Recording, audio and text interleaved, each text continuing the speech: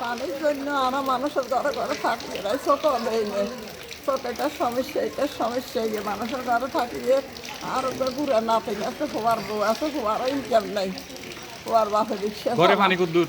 ঘরে পানি এর দূরে একটা সব মাছের ঘরে দিচ্ছে।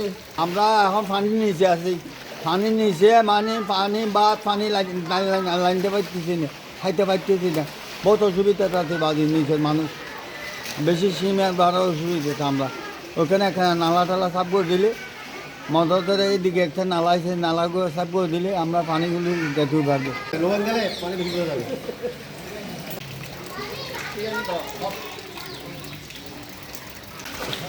পানি